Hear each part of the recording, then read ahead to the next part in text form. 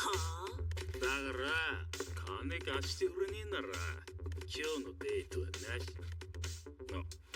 でもいい加減やらしてくれるならいいぜ。ダブ放題はそっち持ちで。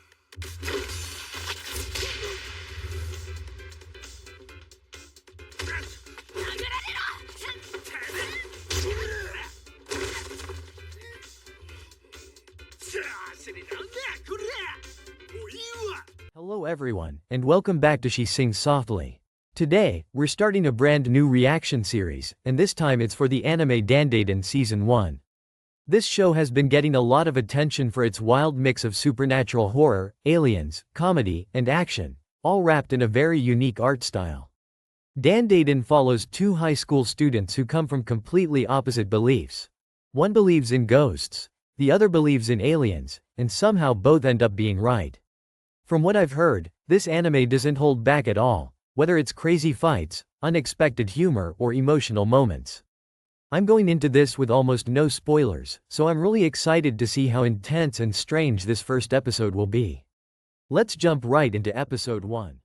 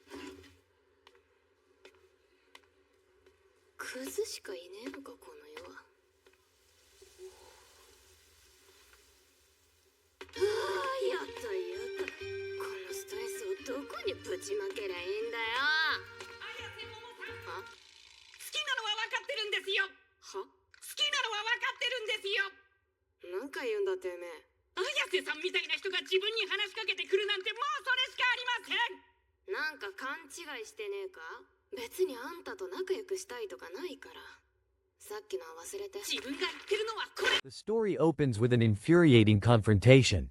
Momo's boyfriend, already showing his true colors, coldly demands that she sleep with him if she wants to borrow money or even continue their relationship. The implication is clear and disgusting. Instead of backing down, Momo drops her bag without hesitation and lashes out, planting a brutal kick straight into his face. He manages to block several of her punches and counterattacks, but his resistance doesn't last long. When Momo stomps down hard on his stomach, he finally collapses. Sprawled on the ground, humiliated and angry, he spits out his final insult, declaring that he has no interest in poor girls who refuse to put out. Later at school, Momo completely breaks down. She cries uncontrollably in class, devastated by the rejection despite everything that happened. Her friends, long accustomed to her emotional outbursts and her odd habit of swearing using seafood names, no longer rush to comfort her.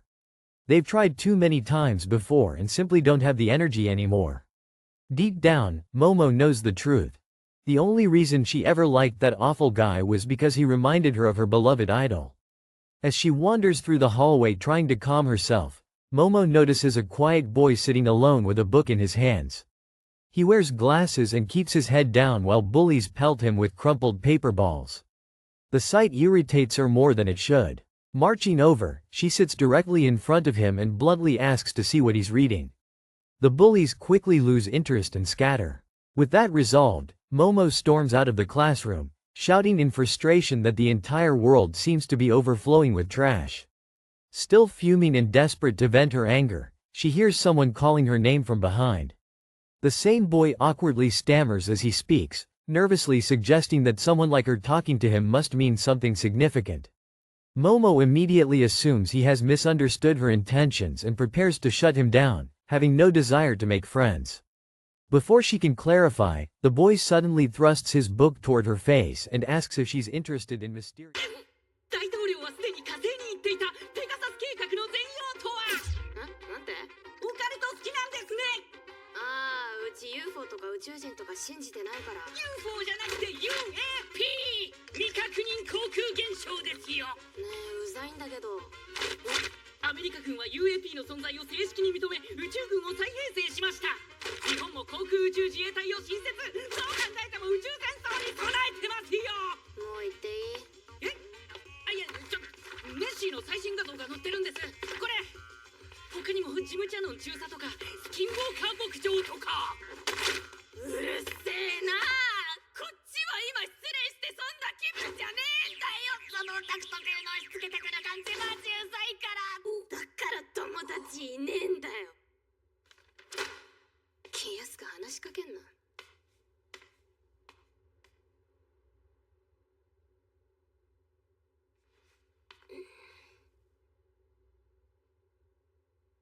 ごめん、言い過ぎた。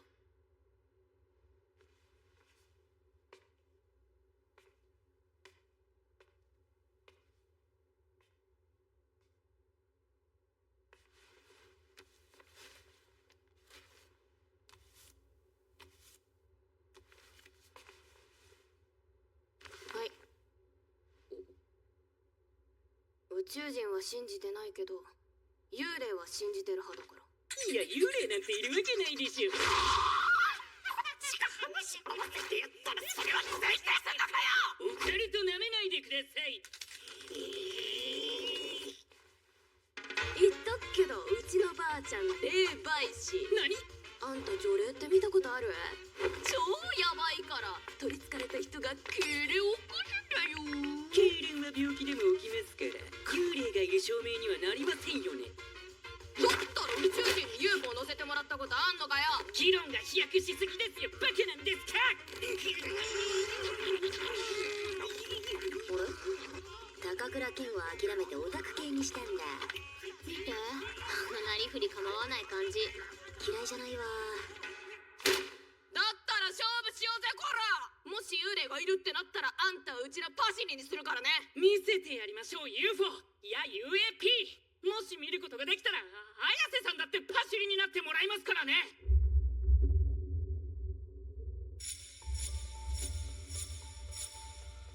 何ここ、怖すぎなんだけど。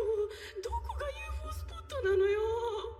そこの凪病院は UFO の聖地と呼ばれる場所です。屋上で UFO を呼ぶとアブダクションされます。アブダクションって何？宇宙人に誘拐されて人体実験されることを言います。Phenomena. She snaps back that she doesn't believe in such nonsense and tells him he's irritating. She tries to walk away, but he keeps going, enthusiastically rambling about strange theories and supernatural topics. Already emotionally exhausted, Momo finally explodes, yelling that she's heartbroken and has no patience for this, and cruelly adding that this is exactly why people like him have no friends. The moment the words leave her mouth, regret sinks in.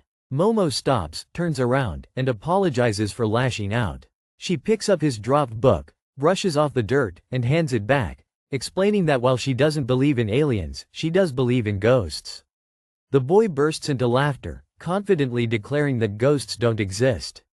His dismissive attitude immediately irritates her. She fires back, boasting that her grandmother is a genuine psychic and asking whether he's ever witnessed an exorcism. Flipping through his book, he insists there's no evidence to prove ghosts are real. Momo steps closer and challenges him, asking whether he's ever dated an alien to prove that they exist either. Their argument escalates into non-stop bickering, neither willing to back down. Finally, Momo throws out a challenge. If ghosts turn out to be real, she declares, then he'll have to serve her. Without hesitation, he grins and counters with his own condition. If she encounters an alien, then she'll be the one working for him. That night, Momo heads alone into an abandoned hospital rumored to be a hotspot for UFO sightings. The building is dark and decayed, and she cautiously sweeps her flashlight across the walls as she walks. She calls the boy on her phone and teasingly asks whether he's ever been abducted by aliens for experiments. He replies that it's possible, since people who get abducted often lose their memories. At the same time, he's exploring a sealed tunnel infamous online for being haunted. Paralyzed by fear, he lingers near the entrance, unable to bring himself to go deeper. Over the phone, Momo mocks his hesitation, and her taunts eventually push him to summon his courage and move forward. ちょっとあんた人体実験受けたことあんの？受けた可能性はあります。は？アブダクションを受けた人の多くは記憶を消されてますから。おい、お前 UFO 見たことねえだろ。対抗催眠って知ってます？はぐらかしてんじゃねえぞ。見たかどうかは問題じゃないんですよ。要はちゃんとした論拠があるかどうかです。うるせえ。そんなことよりそっちはどうなのさ。着きました。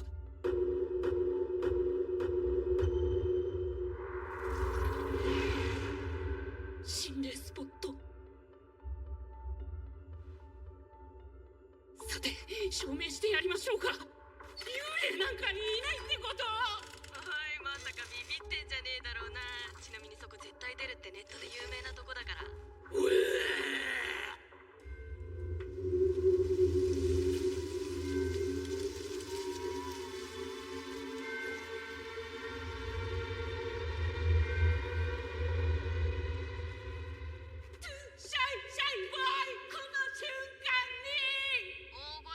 一番危ないって書いてあるぞ。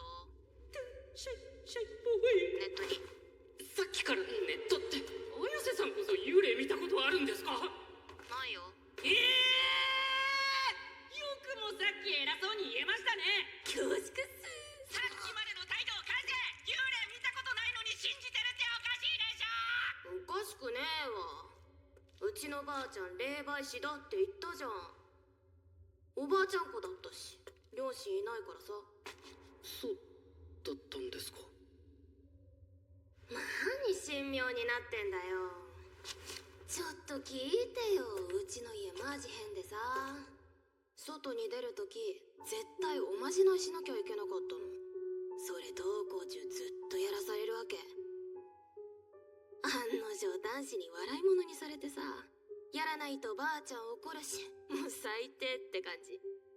でも一番きつかったのは、好きな男子にバカにされた時。ばあちゃんのことすごい憎んだ。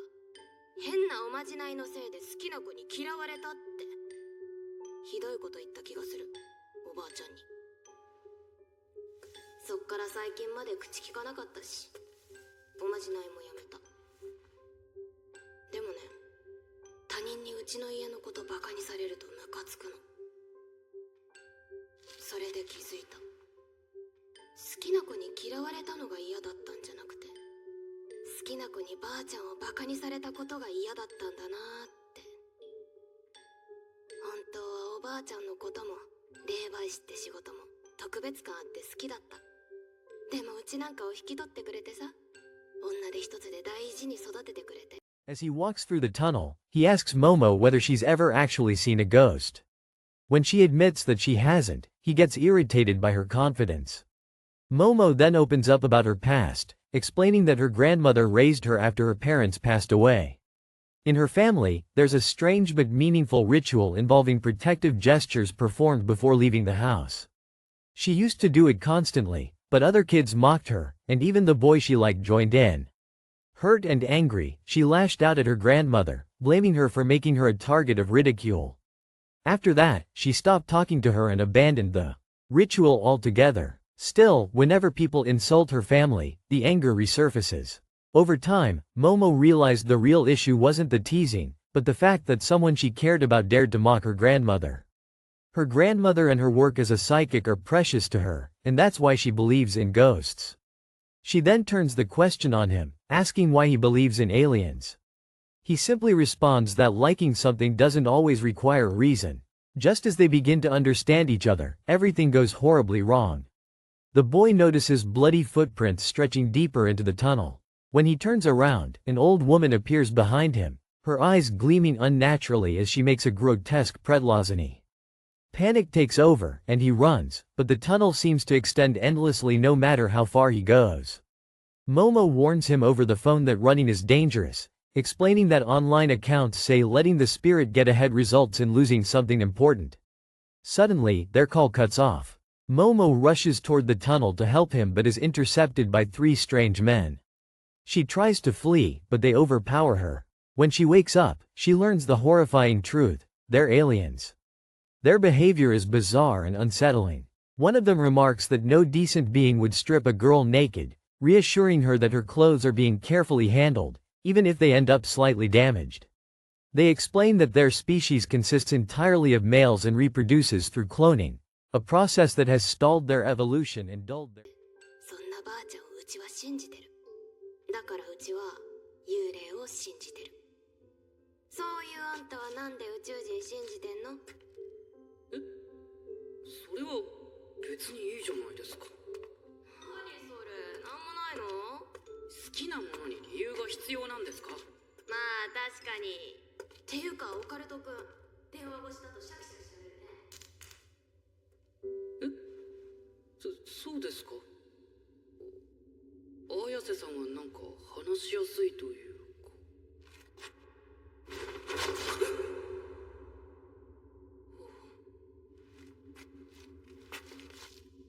おっぱい吸わせてやるからよ。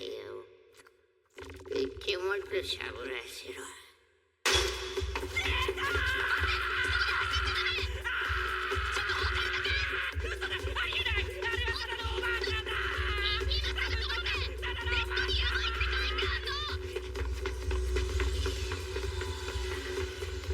自分の見間違いっす。ただのエロいおばあちゃんに遭遇しただけでした。そこのやつには絶対抜かれちゃダメだって。ターボババアにかけっこで負けたら呪われるんだよ。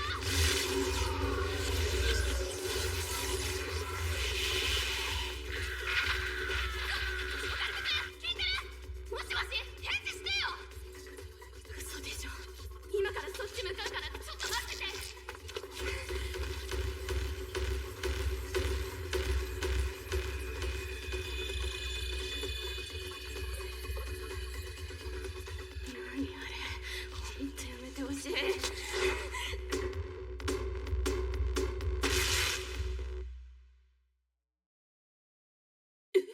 こんにちは、女の人。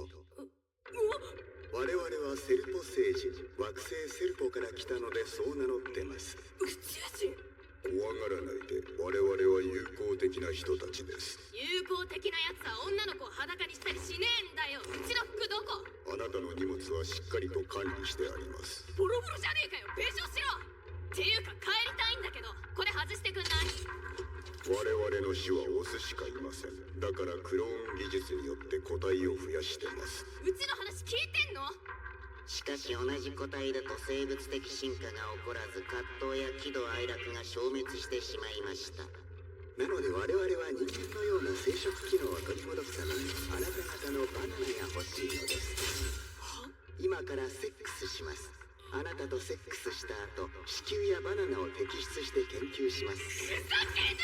クソみたいな男と付き合っちゃったけど、ちょっとだけは守り抜いてきたんだよ。まだ見ぬ高倉健のために守り抜いてきた低層。こんなキモい宇宙人に奪われてたまるか！ emotions. To fix this, they've decided to harvest her genetic material. Momo struggles desperately, screaming that she wants to remain pure for the idol she admires and refuses to submit to disgusting aliens. As they attempt to manipulate her mind to force excitement, something within her awakens. Her dormant psychic abilities surge, allowing her to resist. Just as she begins to falter, her phone rings. One alien answers it, and a ghost bursts out, viciously attacking him and biting off his most treasured part. Moments later, the boy arrives, exhausted and terrified, shouting that he's been cursed by the Tubo Granny. The spirit possesses him completely and demands to drain the aliens instead. The aliens reveal their true forms and demand his precious part. He declares that he's willing to give it up because he's always dreamed of meeting aliens. He explains how lonely his life has been, how humans bullied him while aliens never came, and how Momo was the only one who stood up for him. If it's to protect her, he says, he's willing to become a monster. Moved by his words, Momo urges him to fight back. Even when he's beaten down again and the aliens turn toward her, she remembers her grandmother's teachings about focusing and directing energy. She apologizes silently for ignoring her wisdom. Channeling everything she has, Momo unleashes a powerful psychic blast, destroying the alien's chair and breaking the UFO's cloaking system. With her powers fully awakened, she defeats the aliens and frees the boy from the granny's possession. Still, the curse remains, as the Tubo granny clings to his precious part and threatens to return unless she's defeated. When the UFO crashes, both of them survive, now fully convinced that ghosts and aliens truly exist. Momo promises to suppress the curse until the granny is finally destroyed. Afterward, the boy removes his shirt and offers it to Momo, telling her he'll handle the rest on his own and doesn't want to drag her into danger anymore. Momo snaps back, insisting that he'd already be dead without her and refusing to leave him behind. She grabs the shirt and forces him to...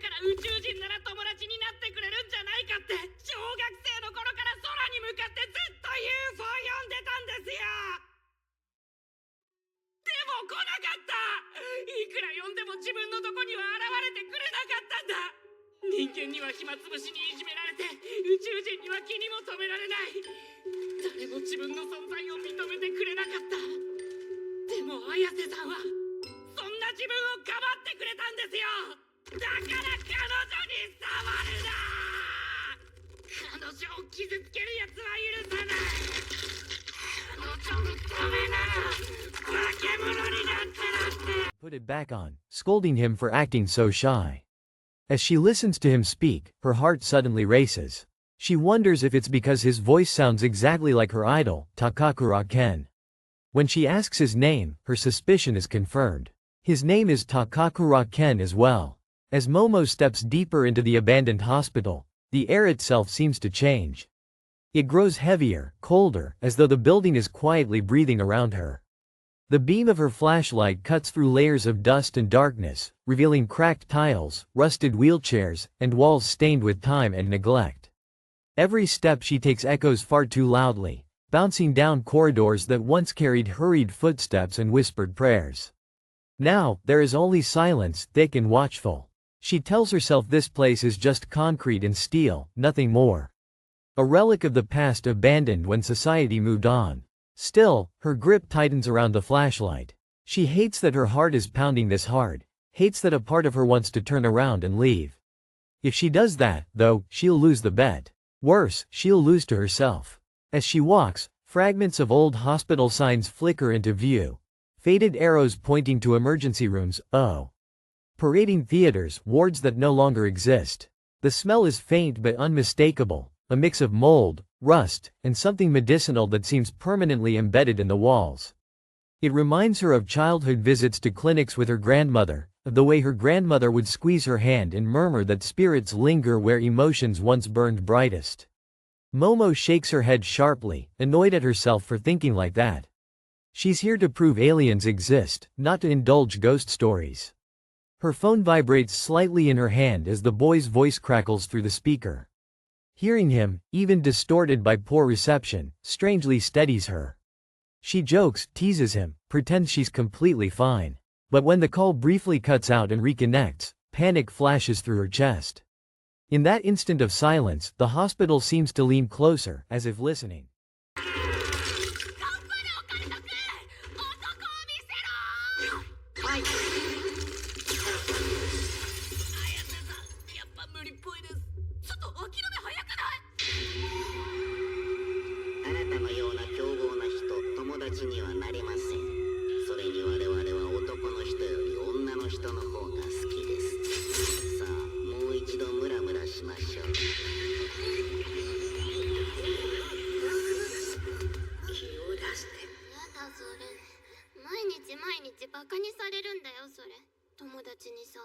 何言ってんだ。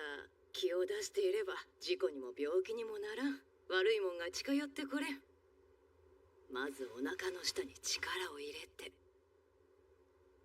頭の先から気をピーンと出すイメージ。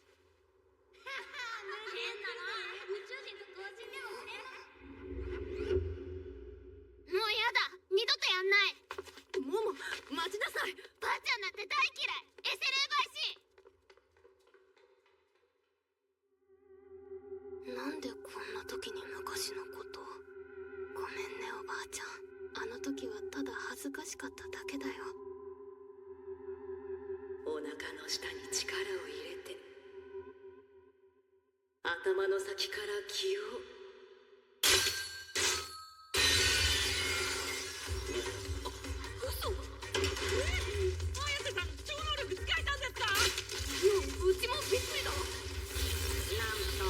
私の念力が押し戻される。なぜだ。まさか脳波を刺激しすぎたせいで女の人のチャクラが開いてしまったのか。本物だった。おばあちゃんは本物の霊媒師だった。ありがとうおばあちゃん。これならクセ男をぶっ飛ばせるわい。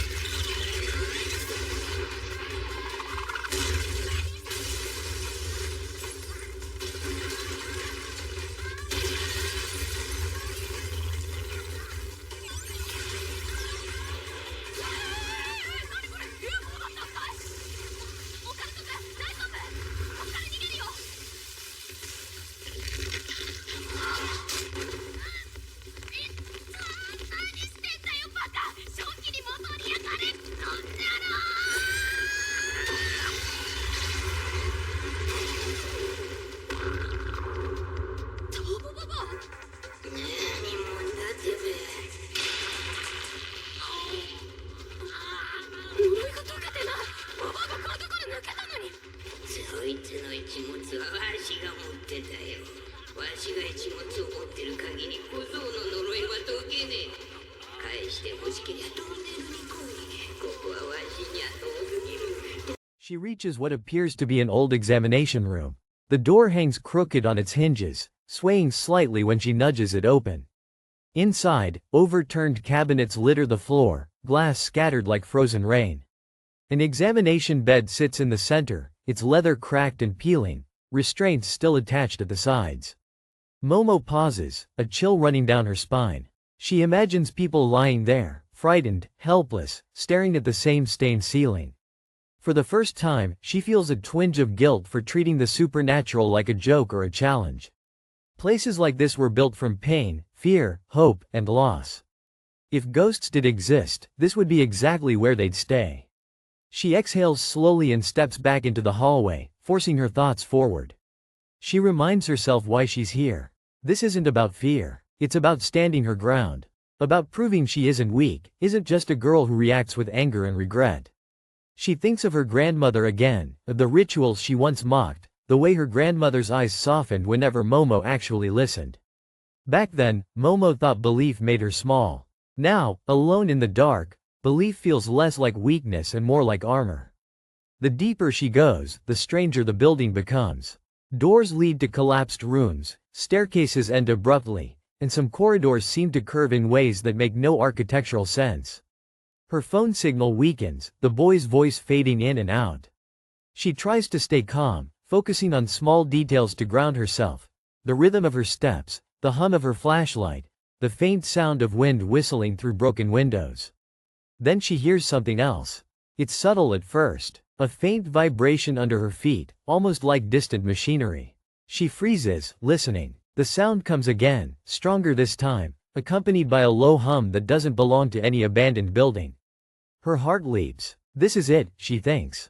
Proof. Aliens. The fear she felt moments ago transforms into sharp excitement, adrenaline flooding her veins. Whatever is here, it's real. 寝るなら存分に相手してやるぜケバイババア。誰がケバイババアだ。クソババア、こいつあそこ帰って。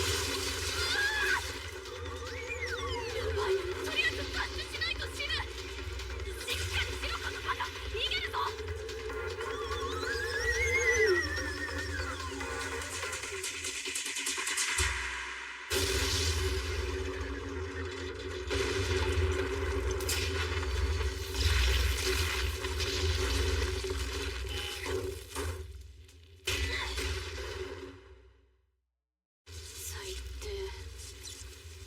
信じるわ、宇宙人。てか誘拐されたし。自分も幽霊信じます。呪われましたから。で、どうするこれから。どうしましょうか。あんたは超能力で呪いを抑えておかないと暴走するし。すいません。うちは制服も財布もスマホも全部なくした。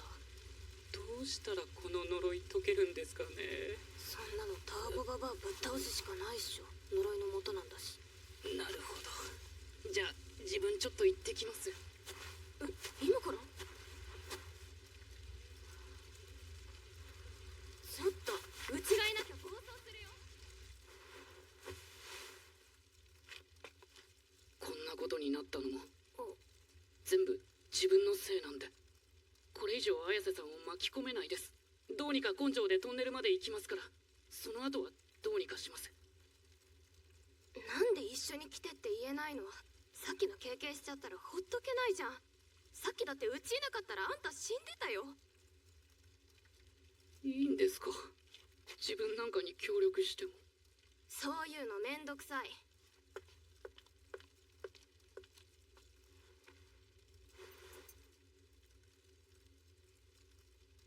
ほら、服着て。行くよ。すいません。自分不器用なんで。綾瀬さん、服着てください。そうでないとまともに喋れません。なんでドキドキしてんの？違うって。たまたま高倉健のセリフを言ったからびっくりしただけ。一旦落ち着け、私。ねえ、そういえば名前なんだっけ？うち名前覚えるの苦手でさ。おお、高倉健です。